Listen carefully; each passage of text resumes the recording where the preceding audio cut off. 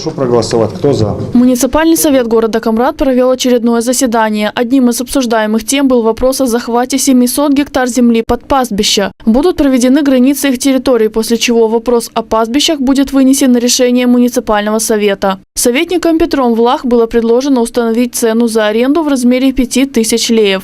Дело в том, что сегодня люди, которые дома держат там пару кроликов, им даже нечем, когда хорошая погода, лето, негде даже траву собрать, скосить для своих кроликов. Раздали все пастбища, нет ни одного кусочка земли. А раздали почему? Раздали потому, что мы очень дешево просто дарим землю для непонятно каких целей. Ну, понятно каких целей. Для обогащения некоторых лиц. Поэтому я предлагаю, чтобы мы подняли гектар арендованной земли до 5000 лет. Советник Степан Кара, в свою очередь, вынес другое предложение. Сделаем для этих пастухов, чтобы они платили там, допустим, выделили нам 20 гектаров, пускай они платили там 10 тысяч лет, хотя бы по 500 лет хотя бы платили. Они когда слышат 500 лет, для них это много кажется. Так если мы заботимся о нашем бюджете, тогда я думаю, что те земли, которые как бы остро нуждаются в пастбищах, их мы можем оставить пастбищем. И не надо наказывать их, просто попросить их красиво, чтобы они оставили эти земли и все.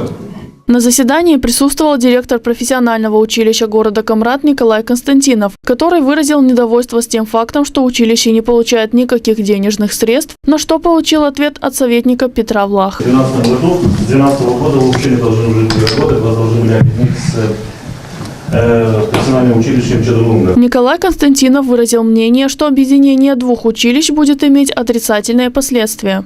Если объединят, даже если это когда-то случится, мы работаем для того, чтобы этого не случилось. И объединять с Чадрунgai, поверьте мне, страдать и будет именно город Камрад.